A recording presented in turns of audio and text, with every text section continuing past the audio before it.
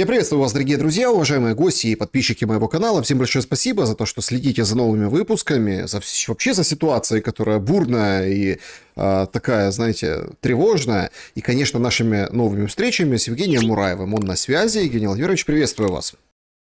Здравствуйте.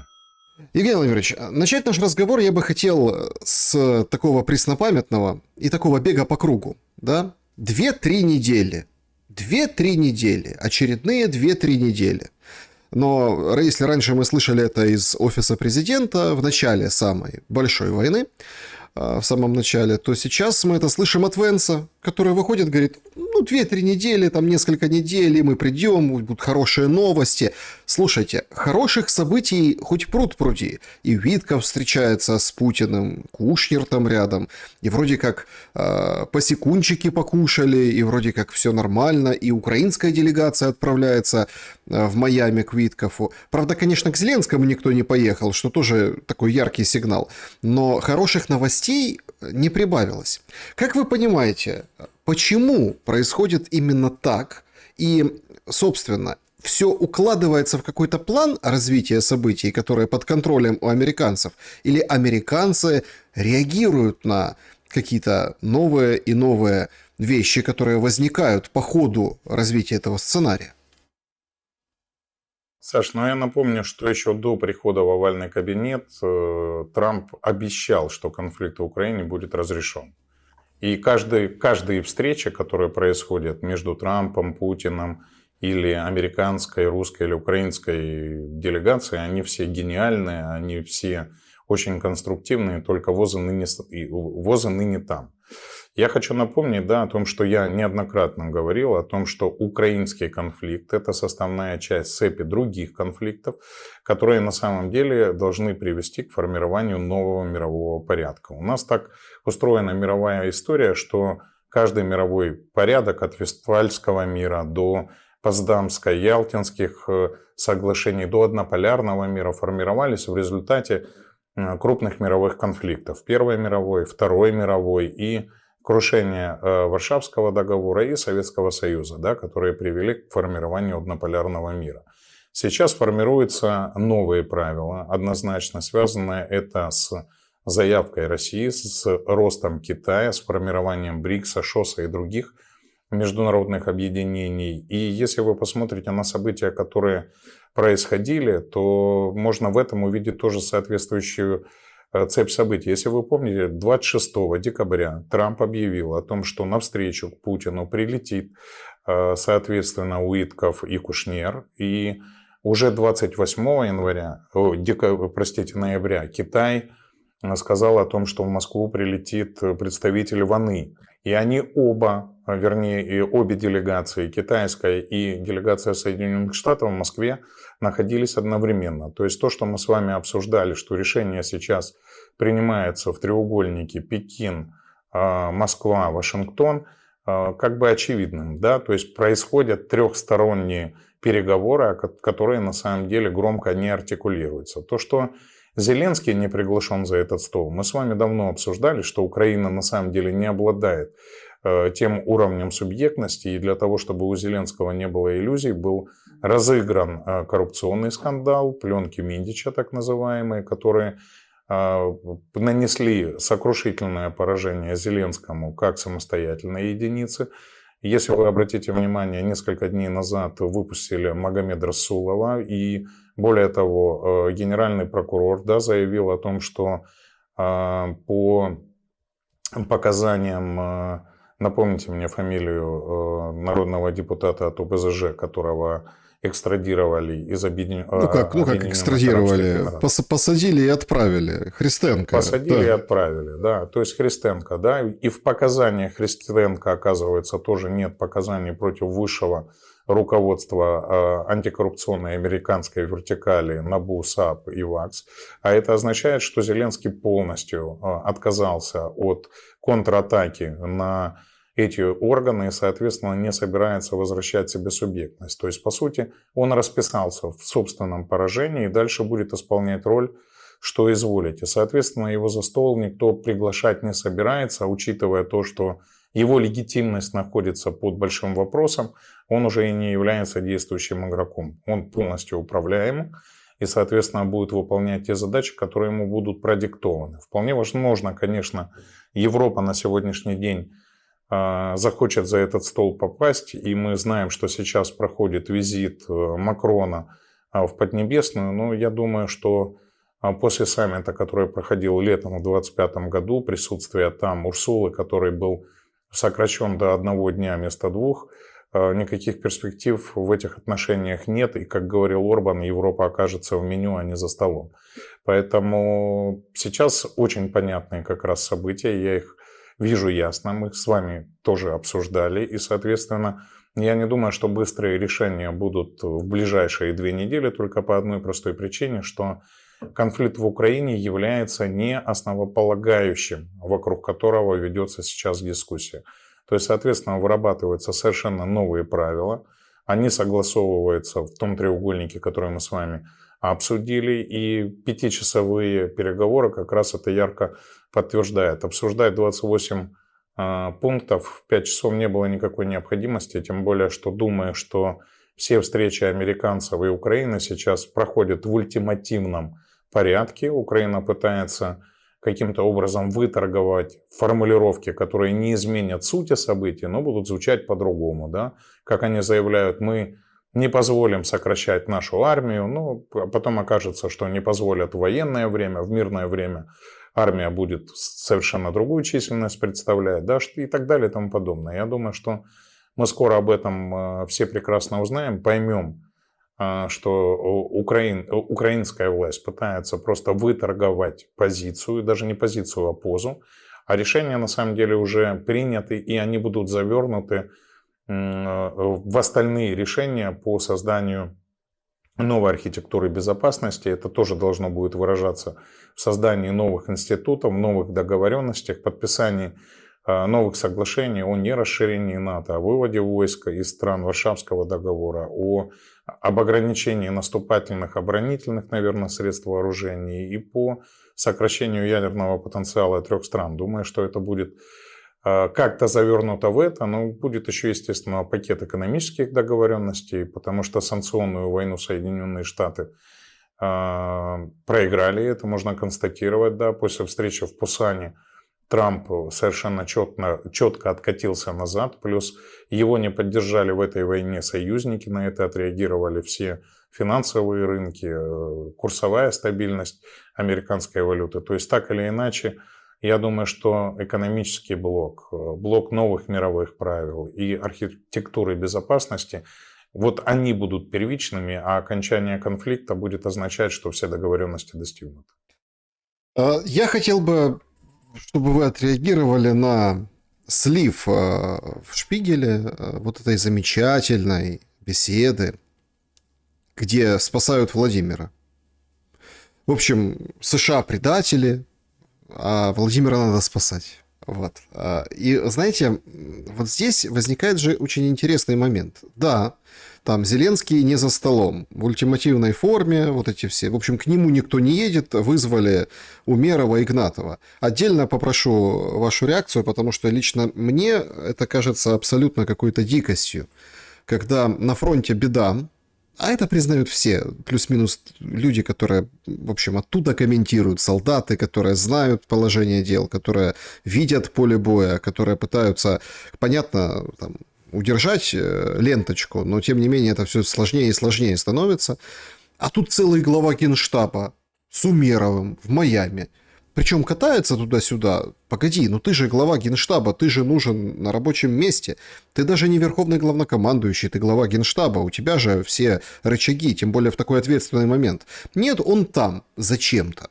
Так вот, Зеленский в стороне, Украина воспринимает ультиматумы Запада, вой на пропагандистских болотах, да, вот это все, то есть кто что говорит, да, кто говорит, вот Европа без нас не справится, мы украинцы, мы знаем, как воевать и будем воевать, в общем, до последнего. Стерненко выходит, говорит, война долго будет, ой, давайте донатьте. Но в этот момент Европа пытается спасти Зеленского. Ни на какой другой козе невозможно Европе сесть за этот стол, большой стол переговоров, кроме как не на Зеленском. Даже Макрон, которого вы упомянули выше, приехал к Си Цзиньпину и говорит: «Си, присоединяйся к нам, чуть ли не вступай в коалицию желающих». На что очень культурно, дипломатично был послан, да, далеко. В том плане, что Китай за то, чтобы всех устроили конечной договоренности. Какой план для Зеленского сейчас готовится, исходя из материалов Шпигеля? Понятно, что там больше такое, желтенькое это все, да, это все, конечно, сливы, стенограммы, записи, но тем не менее общее это впечатление можно составить по этому полилогу? Там много участников было в этом разговоре. Саш, я бы на это вообще не обращал внимания, и сейчас вашим зрителям объясню почему. Давайте откровенно. Уровнем эскалации в Украине конфликта в первую очередь управляли и управляют Соединенные Штаты Америки.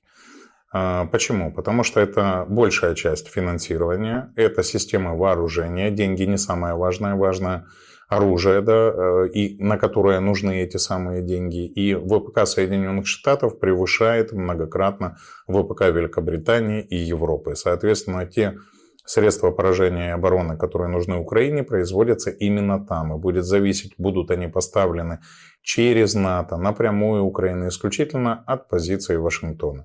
Точно так же разведданные и спутниковая группировка, которая есть у Соединенных Штатов, она многократно превосходит потенциал европейских государств. И, соответственно, разведданные, которые получает украинский Генштаб, в основной своей мере, а также координаты, да, по которым происходят удары вглубь России, а также предупреждения о пусках ракет, баллистических или каких-то ни было других с территории Российской Федерации по Украине. Это все данные, которые поступают в украинский Генштаб по каналам из Вашингтона. Соответственно, связь, которая обеспечивается на фронте, Starlink, да, это тоже американская система. И от этих компонентов зависит положение на поле боя в первую очередь. Совершенно понятно, что именно эта помощь, это взаимодействие обеспечивали какой-то паритет, который в последнее время, как вы правильно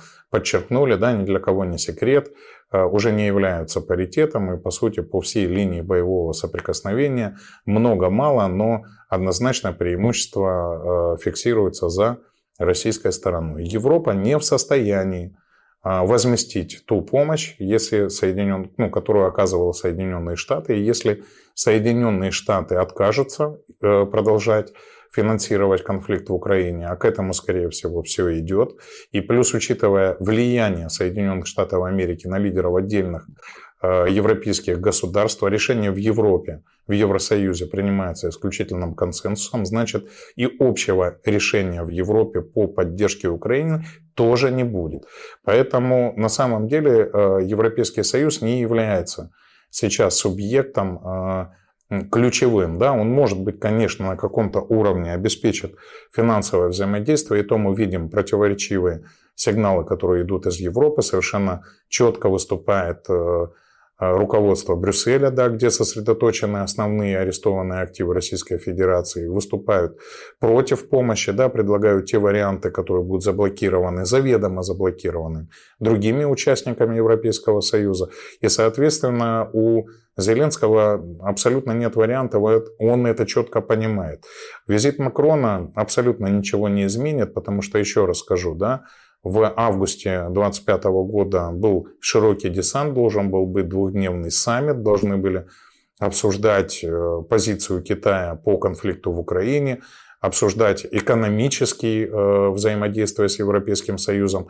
И тем не менее саммит был свернут до одного дня. Си Цзиньпин не пошел ни на какие уступки. Более того, выставил Европе гораздо более жесткие требования по экономической политике. А я вам могу сказать, что Урсула фон дер Ляйен делала очень громкие заявления до поездки и говорила, что это надо прекратить. Мы должны поставить в этом точку, мы должны надавить на Китай. Несмотря на то, что Европейский Союз для Китая является самым крупным рынком сбыта и занимает где-то 21% в товарообороте, тем не менее кассовый дисбаланс достаточно серьезный, валютный по поставкам. Если Китай поставляет в Европу на сумму 500 миллиардов евро, то европейских товаров Китай поставляется всего на 200. То есть дефицит платежного баланса составляет 300 миллиардов евро, и он постоянно растет.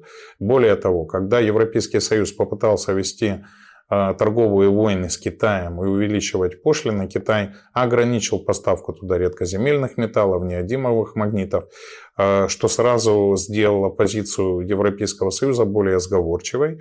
И Китай только нарастил после отмены двухсторонних санкций туда объем своих продаж. Поэтому Европейский Союз на сегодня не обладает ни экономическим потенциалом. Да, это огромный рынок потребления, но с точки зрения экономической экспансии, экономической помощи или помощи военно-промышленного комплекса Европейский Союз не является игроком, но является соучастником Зеленского однозначно, потому что все инициативы по поставке миллиона снарядов, поставке систем вооружения, мы понимаем, что это огромные деньги, это огромное военное лобби, это огромные откаты, и я абсолютно уверен, что европейские лидеры являются соучастниками в этих коррупционных преступлениях, и недавний коррупционный скандал в Европе как раз только подтверждает, что коррупция абсолютно не чужда европейским лидерам, они являются ее участниками, в общем-то, как и во всех остальных странах. Поэтому, еще раз, Европа ничего не изменит, Соединенные Штаты будут ключевым игроком, кто будет определять уровень эскалации в нашей войне, а то, что сейчас происходит информационные сливы, это страх Европы за показания Зеленского, если это станет элементом большого разбирательства. А если вы помните, на это неоднократно намекал Трамп, грозил аудитом, утверждал, что за деньги, которые заработаны на украинском конфликте, финансировалась кампания Демократической партии в Соединенных Штатах, и, возможно, за счет внутренних компромиссов, он снял это с повестки дня, но всегда может достать. Или, может быть, приберег это для выборов, которые произойдут в Соединенных Штатах 3 ноября 2025 года. Имеется в виду выборы в Конгресс, которые определят полномочия Трампа, вернее, его влияние на все политические процессы на оставшийся его срок президента.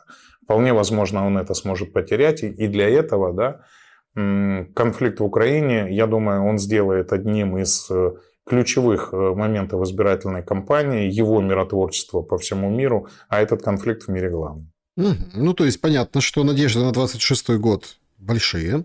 Однако я хотел здесь продолжить встречей Моди и Путина. Ох, как всех раздражает мультфильм, который показали на индийском телевидении, где Путин и Моди мультипликационные едут, заправку заезжают, Трампа с носом оставляют, а там у них и вышки, нефтяного бурения, и, собственно, вот эти оружия С-400, и, в общем, так им хорошо и весело. Да вообще такой визит знаковый. Слушайте, изоляция во всей красе. Прямой эфир на India Today, 2 ведущих женщин расспрашивают. Путин достаточно, скажем так, вальяжно и где-то даже с издевкой в сторону Запада, отвечает на вопросы. Его спрашивают, а что там было 5 часов? Что, я даже сам устал, говорит.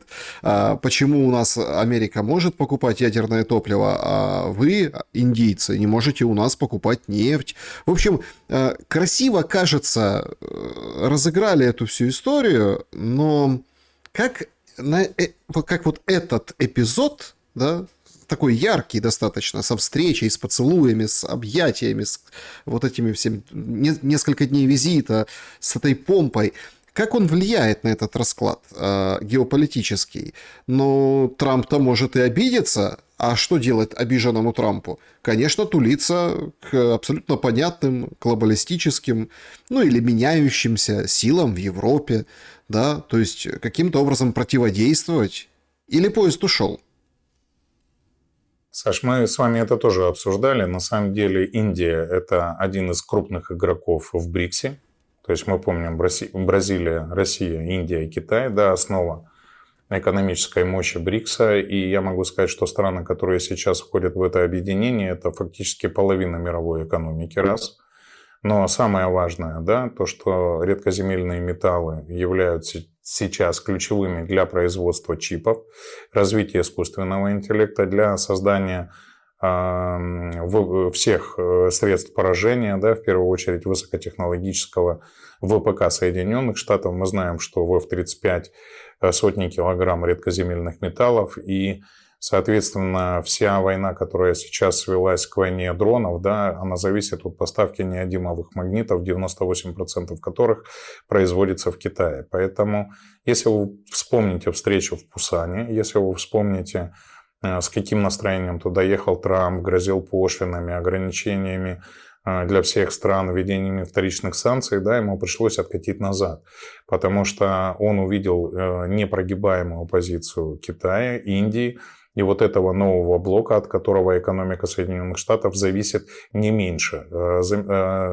Импортозамещение, да, по оценкам многих аналитиков, по этим ключевым позициям продлится в Соединенных Штатах и в Европейском Союзе где-то до 1933 года, а значит еще достаточно долгий период, когда Китай может контролировать развитие многих отраслей в странах G7 и, в принципе, может в том числе и диктовать условия. Да? Понятно, что никто не будет размахивать флагом, кто кого прогнул, но Трамп уже совершенно четко понимает, что та бравада, с которой он начинал, те действия, которые он предпринимал в начале в плане тарифных войн, там рассуждения об аннексии территории или присоединении Канады, Гренландии и так далее, смотрите, это все уходит уже, да, и покидает повестку.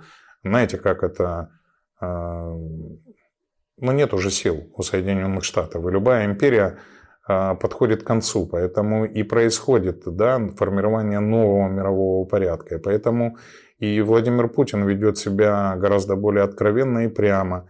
И если вы помните, первая его речь, которая была на Мюнхенской конференции в 2007 году о конце однополярного мира, потом столкнулась с противодействием в Грузии, украинские события, да, это продолжение попытки надавить коллективный Запад на позицию России, разорвать эту связь с Китаем, Индией и так далее, но те поступки, которые сделала администрация Байдена, а теперь те ошибки, которые продолжает совершать Трамп, наоборот, делают эту связь более крепкой. Никто не говорит о посягательстве на мировую валюту в данный момент, хотя и ее влияние в мире потихоньку ослабевает, и страны, которые входят в БРИКС, переходят на расчеты во внутренней валюте. Это еще далеко до того момента, когда можно будет сказать, что доллару что-то угрожает, и поэтому Соединенные Штаты по-прежнему остаются серьезнейшим игроком с огромным ядерным потенциалом, но грозить пальчиком и в ультимативном порядке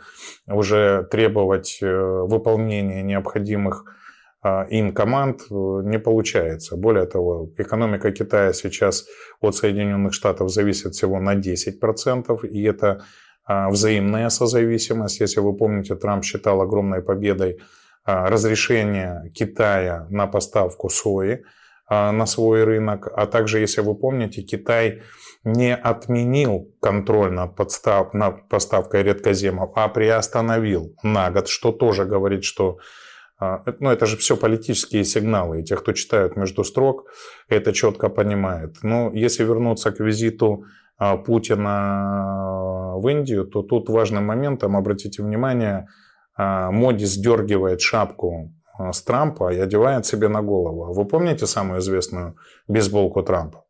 Make America Great Again. То есть он забирает у него, и это, ну, как и я читаю, да, это знак того, что Америку больше никто не считает такой великой, каковой она была до начала всех этих процессов. Поэтому я еще год назад говорил о том, что формирование нового мирового порядка будет тормозить мирное урегулирование в стране, но однозначно не толкнет Америку в объятия глобалистов. Почему? Трамп четко понимает, что как раз глобалисты и этот проект исчерпал себя и поставил Америку в такую зависимость от развивающихся раньше экономик, которые сейчас по размерам уже сопоставимы. Китай по размерам сопоставим с экономикой Соединенных Штатов, но учитывая, что 80% его экономики – это производство, а не финансовый сектор, да, не биржевая стоимость активов, соответственно, он оказывает существенное влияние на все остальные рынки, в том числе и рынок Европейского Союза. Большинство и зеленая повестка, да, которая сейчас в Европе в ходу, они зависят от производства панелей, ветровых станций, как раз из китайских комплектующих. Поэтому точно так же все зависит от батареи, от LCD-панелей и массы других товаров, в которых Китай является даже не законодателем, а уже монополистом.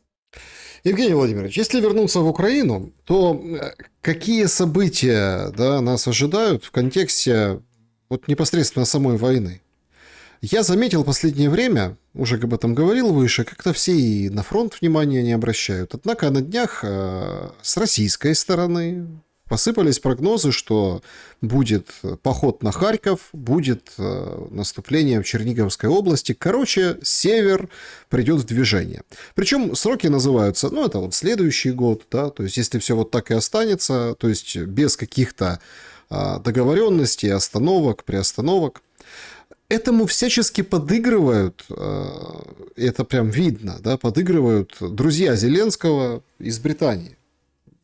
Ну, уже есть, опять, кто-то верит, кто-то не верит, это все понятно, военное время, пропаганда, сложно проверить, есть там хакерская группа, они уже опубликовали список лиц, которые принимали участие в ударах на суда в Черноморском, ну, в Черноморском регионе, там вообще все около Турции происходит, и непосредственно в водах Турции, рядышком с водами Турции. Причем суда торговые, кто-то подсолнечник вез, кто-то нефть перевозил. Это, конечно, жуткое событие, да, но нашло отклик. Я имею в виду жуткое для мировой торговли событие, да, и судьбы Черного моря в принципе, нашло отклик и у Эрдогана, и у Путина, и там есть определенная степень действий Российской Федерации, которые проанонсированы. И анонсирован, и самая высшая степень – это отрезать Украину от моря. Об этом сказал лично Путин. Но провокации-то продолжаются. Да? Вот удар по Грозной Сити, который там конкурировал с Эльбрусом на новую как бы купюру от Центробанка Российской Федерации, теперь там дыра. То есть конкретно, да, то есть прилетело несколько дней назад, Кадыров давал интервью, рассказывал, как он там Европу будут покорять россияне и так далее, и вот такой проект. То есть эскалация перманентная, я к этому сейчас веду. Причем касающихся не только там России, Украины, а в принципе гораздо больших масштабов.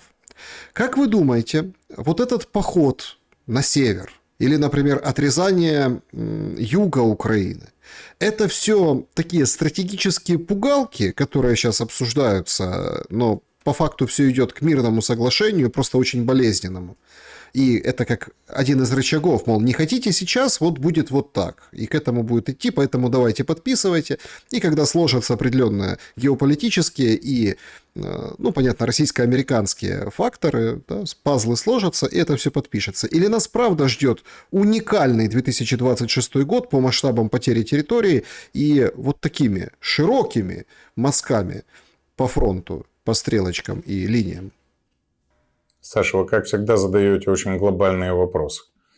Давайте начнем с самого начала. Да? Мы с вами сейчас вынуждены находимся не в Украине, потому что мы всегда в эфире говорили об одну вещь, да, что Минские соглашения – это гораздо лучший исход для Украины, чем широкомасштабная война, которая приведет к понятным результатам. Да? Надо было быть глупцом, надеясь на то, что можно выиграть или победить в конфликте ядерную державу, которая превосходит нас по населению в 5 раз, по экономике в 10, имеет собственный ВПК и так далее. То есть совершенно понятно, что Украина не могла победить в этой войне, и Зеленский тоже это понимал, но его подталкивала Великобритания, визит Бориса Джонсона и откровения Рахами об этом неоднократно заявляли. Да? То есть Великобритания некогда империя, которая построила свое величие на пиратстве и на колонизации других территорий. Да? До Первой мировой это была сверхдержава, потом постепенно начала терять свое влияние, потеряв его после Второй мировой войны. И последний визит Трампа к королю, похлопывание его по плечу, да, нарушение всех норм этикета говорят о том, что Великобритания находится на задворках. Но, тем не менее, это самое большое зло, которое влияет на эскалацию в Украине. Почему? Потому что непосредственно после скандала с Pandora's Papers, да, мы с вами понимали, что визит Ермака и Зеленского в 2020 году в Ми-6 к Ричарду Муру навстречу, который тоже не по рангу, не может президент и глава его администрации независимого суверенного государства идти в разведку другой страны. Да? То есть это был вызов на ковер, то есть это был откровенный шантаж, после чего Зеленский поменял свою политику. И к нашему несчастью, да, если сейчас Зеленским пожертвуют в рамках коррупционного скандала и Штаты его додавят, у Великобритании есть запасные игроки, такие как Буданов, такие как Залужный, такие как все те, кто находится в Великобритании, дают там интервью или так или иначе находятся под их влиянием. Да? Это можно называть агентами Великобритании, которые будут потом интегрированы в украинскую повестку. Мы с вами обсудили, что Соединенные Штаты, и в зависимости от их помощи, будет зависеть перспектива развития украинского конфликта. Да? Мы понимаем, что Украина победить не может, но может сопротивляться, удерживать какие-то рубежи обороны, но в Великобритании не стоит задача победы или даже сохранения Украины в каких-то границах.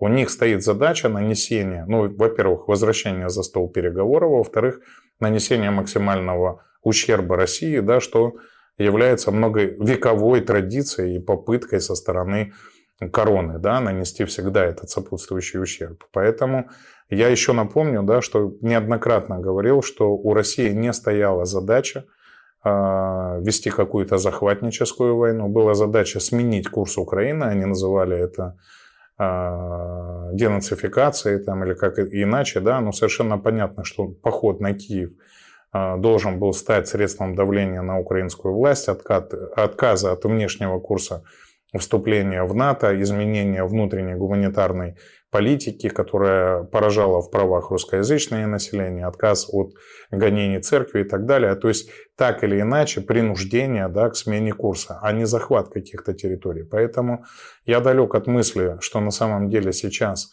Россия планирует какие-то новые операции именно по захвату территории. Возможно, по дисбалансу по линии соприкосновения, а мы понимаем, что падает количество контингента вооруженных сил Украины, об этом все говорят, да, и аналитики, и народные депутаты, и военные, о том, что уровень дезертирства и СЗЧ огромен, и что потенциал становится неравным, и, соответственно, если надавить еще на каких-то других направлениях, то фронт может посыпаться целиком, и это выглядит как, наверное, следующий ультиматум. Если мы с вами проанализируем каждое требование России, от минских начиная, потом гомельские, стамбульские, и теперь следующий подход, да, к попытке подписать мирные соглашения, требования усиливаются, ухудшаются для Украины. Соответственно, сейчас разговоры о юге Украины или о Харьковской, Черниговской областях, о северных регионах – это ультиматум, что будет, если текущие условия Украиной не будут приняты. Касательно ударов по танкерам, я еще в тот же день, да, написал, что может быть симметричный ответ. Это Россия может парализовать наш весь импорт и экспорт, который происходит через черноморские порты, либо ответить несимметрично и решить эту проблему в принципе, попытавшись отрезать Украину от моря путем захвата Херсона, Николаевской и Одесских областей, да, что пока кажется маловероятным, но, по крайней мере, в рамках ближайшей военной кампании, потому что для этого нужен гораздо больший контингент или все-таки лишение Украины вот тех средств, о которых мы с вами говорили, да, разведки, связи, финансирования, поставки вооружений. Если Европа тоже не сможет поставлять, то слова главы комитета, оборонного комитета Верховной Рады о том, что нужно увеличить мобилизацию с 30 до 60 тысяч в месяц, будут означать, что все эти дыры будут закрываться украинскими жизнями, на которые Великобритании абсолютно наплевать.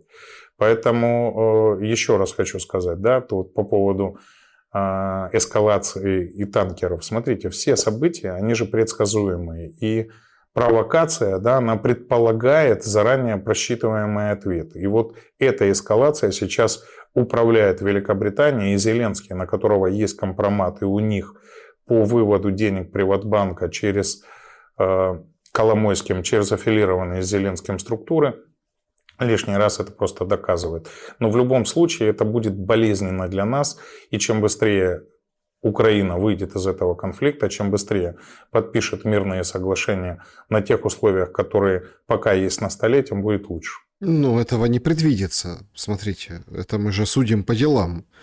Русский язык не защищается хартией о европейских языках. Вот так вот проголосовали. Ну, нас уверяют, не волнуйтесь, ничего не изменится. Можно. Я вообще это как бы наблюдаю очень давно, и вы тоже наблюдаете, да, как нам берут и говорят, мы тут отменили русский язык, но вы не волнуйтесь, вы можете продолжать дальше говорить, это вас не касается, это там бумажки, это все юридически, не волнуйтесь. Точно так же, как, а чего вы волнуетесь? Ну, нет теперь больше в Киеве улицы Лаврская, есть Мазепы. О, вот это сдобулы. То есть это тоже как бы, ну, вас не коснется. Ну, кучу же улиц переименовали. Ну, забьете там, привыкните в навигаторе, там, посмотрите, куда ехать или как пройти, или как там, где, какой штемпель на почте поставить. Привыкните, стерпится, слюбится. Но ведь это прямо противоречит и одно, и второе. И можно там еще несколько таких, да, моментов привести. Даже вот этим гипотетическим, обсуждаемым русскими и американцами пунктам, да, которые вот на этой неделе с Виткофом обсуждались. Вот понимаете, это ведь нам дает четкую картину будущего, что как бы до последнего украинца, значит до последнего украинца. Вот вам, пожалуйста, отмените вот это, а мы наоборот делаем откат назад. Ведь это же как спираль, да, как вот это правило буравчика, да, вот как какой-то штопор, куда вводят непосредственно Украину изнутри. Кто это делает, как вам кажется? Саш, ну смотрите, у меня по поводу отмены поддержки Европейской хартии русского языка отдельное мнение. Я понимаю, что всем сейчас выгодно кричать, нагнетать, вот смотрите, будет война, они специально это делают. Я думаю, что это абсолютная глупость. Объясню почему. Европейская хартия касается языков национальных меньшинств. Если прочитать украинскую конституцию, которую Зеленский поставил на паузе, написано, что государственным языком является украинский, но государство гарантирует свободное использование, защиту тра-та-та русского языка и языков национальных меньшинств. То есть других, мы это вот, смотрите, мы сейчас поговорим с вами. И других языков, смотрите, русского языка, и других языков, запятая, да. И других языков национальных меньшинств. Это не равно. Русский язык, вот смотрите, русского, запятая, и других языков национальных меньшинств означало бы, что русские относятся к другим языкам национальных меньшинств. А русского языка, запятая, и других языков национальных меньшинств означается, что они разделены. Понимаете, в чем дело? У меня мы сейчас поговорим дальше немножко там про внутреннюю политику, прямо интересно. У меня как раз разгорелся спор на эту тему с Анной Скороход. Она... Ну вот прям так получилось, смешно тогда. Я говорю, русский язык это как бы отдельно, и других языков национальных меньшин. Получается, что и других языков относятся к русскому языку. И так это читается. Ну, в общем, мы к этому перейдем еще, к позициям и к политике. Так вот, почему отмена русского из хартии это не опасно и хорошо? Закончите. Саш, я абсолютно уверен, что 28 пунктов, которые обсуждаются, это проба пера, да, это попытка прощупать общественное мнение, да, и такое окно Эвертона, которое должно подготовить гораздо более жестким трактовкам, на которых, скорее всего, настаивает Российская Федерация. Я абсолютно уверен, что у русского языка будет особый статус. Он будет поддержан особым законом, и этот закон, он по-любому будет иметь большую юридическую силу, чем европейские хартии, на которые мы можем обращать внимание, да, но мы не обязаны их исполнять. Я хочу напомнить, да. А закон, который будет принят по русскому языку, думаю, будет давать ему особый статус, будет его защищать и будет предусматривать, я абсолютно уверен, уголовную ответственность за языковую дискриминацию. Потому что если этого не сделать, какую хартию не применяете, мы прекрасно понимаем, чем это в Украине закончится. И я думаю, это прекрасно понимают и те, кто ведут переговоры со стороны российской делегации. Поэтому я бы не посыпал голову пеплом. Я абсолютно уверен, что его исключили отсюда для того, чтобы придать ему статус. И мы скоро увидим рассмотрение отдельного для этого закона, который войдет в политическую часть тех требований, которые должна будет выполнить Украина для подписания мирного соглашения с Россией. Думаю, такой же отдельный закон будет и по Украинской православной церкви. И, я думаю, что он будет выписан абсолютно в общем виде. Думаю, что будет отменен пакет рейдерских законов, которые тогда принимались еще при Порошенко в рамках Армавира, да, по самоопределению религиозных громад. Думаю, что будет возвращена вся собственность ее настоящим владельцам, да, а не рейдерам и так далее и тому подобное. Поэтому я бы тут совершенно четко смотрел на это как на позитивный сигнал, а не наоборот. Зеленский, Ермак и вся его комарилья сейчас не в том положении, чтобы каким-то образом дискутировать с Трампом, да, или ему перечить. И то, что мы с вами обсудили, Магомед Расулов, да, и откат требований Пухристенко говорит о том, что Зеленский сдает позиции, полностью выполняет те требования, которые ему выдвигают Соединенные Штаты. А этот вопрос языковой, он является первопричиной конфликта, поэтому сейчас пойти вразрез с мнением Вашингтона Зеленский точно не сможет. И, как показало голосование за бюджет, Арахамия все еще управляет Верховным Советом в интересах Владимира Зеленского, и, соответственно, это голосование и принятие новой трактовки защиты языка по Европейской хартии, да, это лишний раз подтверждает. Смотрите, по поводу Анны Скороход, она говорит, политическое давление, опубличены там частично этот тенор, который Басов якобы говорит, что нужно там 2 нардепов, и она там упоминается, попросить написать какое-то депутатское обращение. А сама она якобы, да, подозревается в том, что $250 тысяч какого-то предпринимателя то ли брала, то ли возьмет, то ли хотел. Короче, в общем, ОПГ организовала, и, в общем, на этом ее взяли. Но примечательно, что это можно было бы говорить, если бы ее приняли СБУ.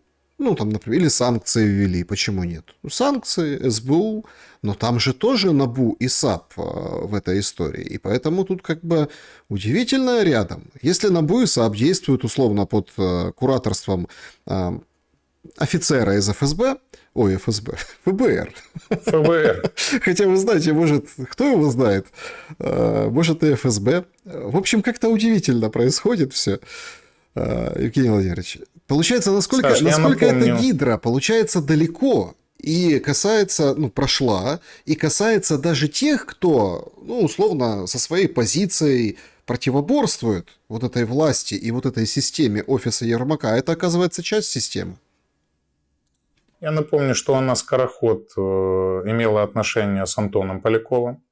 Если вы помните, его отравили после его заявления о зарплате в конвертах, которые платят слугам народа. После этого она ушла в оппозицию, да, и находится, по-моему, в группе «За будущее». И смотрите, вот что важно. Если Зеленский полностью пошел на поводу Соединенных Штатов и выполняет все их хотелки, Соединенным Штатам не нужны потрясения. У Зеленского достаточно управляемая система, то есть он управляет частью правоохранительных органов, на него ориентируется армия, он управляет парламентом, неважно, через Арахамию или каким образом, но в стране принимаются необходимые для Зеленского решения. А значит, если он выполняет волю США, система стабильная и потрясения не нужны. Поэтому то, что сейчас мы с вами обсуждали, что СБУ приняла присягу, да, и сказала, что будет занимать державницкую позицию, да, то есть не будет защищать Зеленского, не будет участвовать в конфликте между НАБУ и президентом. И, соответственно, он стал на сторону американской вертикали. И то, что они сейчас действуют сообща, лишний раз говорят, что Малюк поменял хозяина Зеленского на условно офицеров ФБР, которые курируют НАБУ. И сейчас они все вместе совместно выполняют те функции, которые необходимы штатам. И вполне возможно, что Скороход сейчас находится в группе каких-то людей, которые собирались переформатировать парламент. Тогда, помните, когда побежали наши ветераны Порошенко, Тимошенко, да, обнявшись с Железняком, хотели сформировать и требовали отставки Ермака, новой широкой коалиции, перезагрузки парламента, перезагрузки кабинета министров, нового спикера. Да, вот сейчас их немножечко присадили. Обратите внимание, они же тоже молчат. А что вдруг? Куда же делись наши парламентарии? Чего Железняк замолчал? Железняк, а чего ты замолчал? Ну ты же такой был резкий, как Ситро. Просто команду ФАС заменили на команду сидеть, точно так же, как и Юлии Владимировне вам, точно так же, Петр Алексеевич, как и тебе. Вот это все просто собачки и понятные псарни. Поэтому эти хотя бы слышат команды, а видно, есть еще в парламенте силы, которые каким-то образом не подвержены влиянию, и на их примере, да, разменять их не жалко, сейчас показывает, что все, кто будут действовать вразрез той политикой, которая продиктована Соединенными Штатами, будут наказаны как украинскими правоохранительными органами, так и американскими, которые действуют в Украине. Я думаю, что это просто сигнал остальным, что дергаться не надо, надо выполнять команды. Ходят слухи, что Ермак, который между тут и здесь, продолжает управлять вертикалями, за ниточки Карабаса-Барабаса дергать. Что вы об этом думаете? Ну и насчет Малюка тоже поговаривают, что он заболел человек. Ну вот, лучше, когда ветры воют, дуют и сметает все, немножко, скажем так, дать покой организму и провериться лишний раз, так сказать. Это такая старая практика у бывалых людей, бывалых аппаратчиков. Наследие Ермака переварит Зеленского или Зеленский переварит наследие Ермака? Я бы их не делил. Я бы их совершенно не делил. Это близкие люди, это партнеры.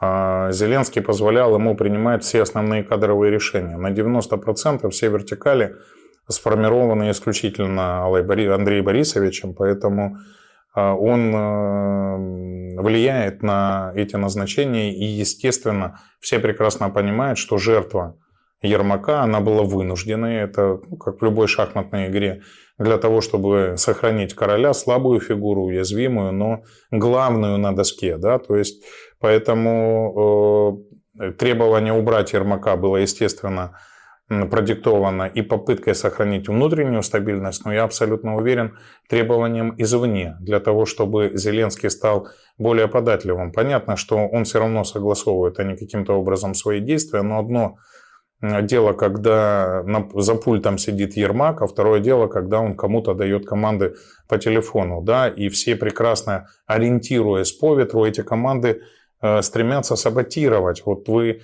не зря сейчас сказали про начальника СБУ, он понимает прекрасно, что ситуация может качнуться как в одну сторону, в одну чашу весов, да, так и в другую. И чем это закончится, пока непонятно. И если Зеленского сейчас все-таки передавят Соединенные Штаты, а не Великобритания, скорее всего, реакция НАБУ, САПа и того же Малюка, да, будет направлена против вертикали, которую построил Зеленский, читая Ермак. И пока он решил посидеть на больничном. Более того, насколько я понимаю, его мог попросить и Зеленский, поскольку остальные фигуры, не все Малюка, кстати, поддерживают службы безопасности Украины. Многие считают, что его шаг – это шаг предательства. И я вам даже объясню почему. Не потому, что он предал Зеленского, а потому что, вдумайтесь, глава службы безопасности пошел на поводу у вертикали, построенной иностранным государством, то есть лишающим Украину суверенитета. Это и есть измена Родины.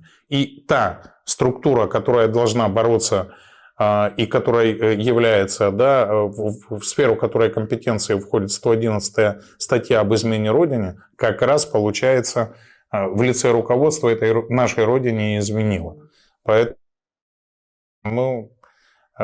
не смог Зеленский уволить Малюка, потому что он герой Украины. Я знаю, что Этого требовал Ермак, этого требовали и члены другие, которые входили в ситуационную комнату. Но Зеленский не стал накалять отношения с американцами, понимая весь объем компромата, наверняка ему его обозначили, который есть. И он прекрасно понимает, что если это сейчас узнают и гражданские, и военные, то он даже из страны выехать не сможет.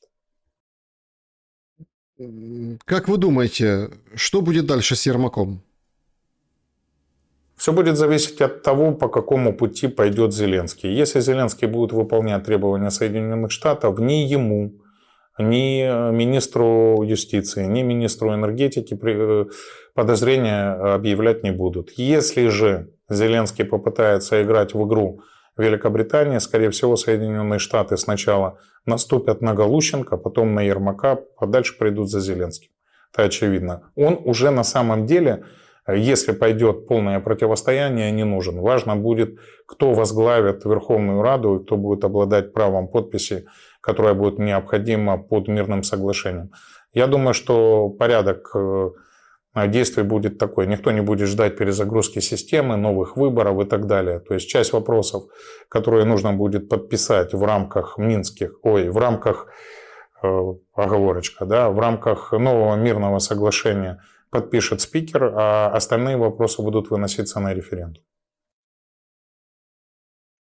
На референдум о чем? И среди кого? Понимаете, состояние украинского общества, оно такое пограничное. И вот то, что мы видим происходит на улицах, то, что мы видим, как вообще в подвешенном состоянии страна находится. Вот вы упомянули принятие бюджета, но они же дырку от бублика приняли. Ну вот дырка от бублика, в прямом смысле этого слова. Декларацию. Это было политическое голосование, чтобы показать, что система парламентская в стране находится под управлением Зеленского. Понятно, что с таким дефицитом бюджет не принимается, это невыполнимый документ. Но это было сигнальное голосование, 257 голосов, если я не ошибаюсь. Да, это говорит о том, что у Зеленского есть большинство, и он может принять любые необходимые решения. А это важно для того, чтобы сохранить Зеленского у руля. Пока. Если бы этих голосов не набралось, тогда бы, наверное, шло формирование более широкой коалиции. Но сейчас пока в этом нет необходимости. Так вот, сегодня у нас годовщина, 31 год назад подписали Будапештский меморандум. С этого Будапештского меморандума, собственно, все и началось. Да? Потому что Зеленский его вспомнил перед самым началом большой войны и говорит, мы выходим из него. Документ исторический, отношение к нему неоднократно высказывали и вы, и до войны, там, до 22 года, имеется в виду, до большой войны, и во время вот этих политических баталий, и после. Однако кажется, что сейчас что-то идет, вот финализация идет к какому-то Будапештскому меморандуму 2. Ну, то есть, опять все очень пространно, очень все, скажем так, да, ну и ни к чему ничего никто не будет никого обязывать. Как вы думаете, Будапештский меморандум 2 кто будет подписывать? Саш, давайте начнем сначала. Вот Зеленский постоянно искривляет факты. Во-первых, почему вы правильно вспомнили эту Мюнхенскую конференцию по безопасности, где Зеленский хотел отменить пакет будапештских законов, это означает отказ от безъядерного статуса. Но я хочу напомнить, что не Будапештский меморандум стал обменом на безъядерный статус, а Украина поменяла безъядерный, внеблоковый, нейтральный статус на свою независимость. Потому что в 90-м году была принята декларация о суверенитете Украины. Это было принято как обязательство, какой будет Украина, если получит суверенитет и независимость, которую она получала в 91 году. Еще раз, отказ от ядерного оружия было условием выхода Украины из СССР. И вот Украина, выйдя из СССР, должна была отказаться от ядерного вооружения, закрепить внеблоковый и нейтральный статус. В 1994 году Будапештский меморандум как декларация был действительно подписан, но, как мы с вами понимаем, имел более декларативный характер. Еще раз скажу вещь, которая очень не нравится украинцам. Единственным гарантом безопасности Украины много веков была и будет исключительно Россия. И никто больше. И гарантия со стороны России безопасности Украины, если Украина не будет являться экзистенциальной угрозой для России, будет самыми четкими и самыми понятными. Вот русские за нас умирать будут. Ни один европеец никогда. И это было совершенно очевидно. И вот этот маневр, который сначала сделал Ющенко, Яценюк и Тимошенко, сделав Бухарестскую декларацию, написав туда обращение в 2008 году с попыткой получить постоянный план действий по членству в НАТО, и где это решение было заблокировано Германией и Францией, если помните, это было окно Эвертона, потому что тогда на Бухарестском саммите не отказали прямо, а написали, что двери НАТО для Украины остаются открытыми. С тех пор появились у нас так называемые оранжевые, которые лоббировали неосуществимый курс в НАТО, в ЕС, что на самом деле нарушало наши обязательства, которые мы взяли, получая независимость перед Российской Федерацией в первую очередь. И, соответственно, привело к тому конфликту, который широкомасштабный, который мы наблюдаем с 2022 года, когда риски приема в НАТО стали уже максимально большими, что подтверждали учения, которые проходили над Украиной в 2020 году, если вы помните, когда летали Б-52, это бомбардировщики, которые являются носителями ядерных ракет, что Россией было воспринято как экзистенциальная угроза. Была высадка десанта в Великобритании, в Николаевской области, форсаж Днепра и так далее, что было воспринято как агрессивные действия в попытке возвращения суверенитета Украины над Крымом, что Россия считала для себя неприемлемым. То есть цепь этих событий привела к широкомасштабному конфликту в 2022 году, и управлялись, я абсолютно уверен, Великобританией по мере роста эскалации, что, в общем-то, мы и сейчас с вами наблюдаем. Поэтому я думаю, что гарантии безопасности, о которых надо сейчас думать, это в первую очередь со стороны стран ядерного клуба, в первую очередь Российской Федерации, потому что, еще раз повторю, это единственная страна, которая будет выступать на стороне Украины в случае интервенции со стороны стран Европейского Союза. В чем я, честно говоря, очень сильно сомневаюсь ввиду несопоставимости ядерного паритета Российской Федерации. Поэтому кто будет подписывать, не так важно. В 5-ю поправку НАТО я абсолютно не верю. В то, что это будет гарантировать Соединенные Штаты, у них нет такого интереса. Украина для Штатов всегда была интересом давления и продавливания политических решений со стороны Российской Федерации. Но, как видим, эта тактика не сработала. Глобалисты провалили свой план. Трамп сейчас пытается это изменить. Это, наоборот, только привело к сближению России, Китая и Индии, формированию БРИКСа уже как не бумажного союза, а продолжение покупки со стороны этих стран нефти и газа у России говорит о том, что союз устоялся и будет только развиваться, и будет формироваться, возможно, не один центр принятия решений, и, возможно, не один полюс формирования мирового порядка. Евгений Мураев был моим собеседником сегодня. Евгений Владимирович, спасибо большое за время и мысли. Спасибо, Александр. Друзья, берегите себя, всем добра и света. Увидимся. Саш, если можно, я еще раз попрошу всех подписаться на телеграм-каналы, ваш, мой, потому что это самый, наверное, на сегодня демократический вид связи между мной и нашими людьми. И я после вас выложу эфир тоже в телеграм, там смотреть удобно и звуковую дорожку слушать тоже. Спасибо вам огромное, всего доброго, до следующего эфира. Да, заходим мы в эту зиму. И очень хотелось бы, чтобы это была последняя зима войны. Но за всем будем следить и, конечно, анализировать. Увидимся.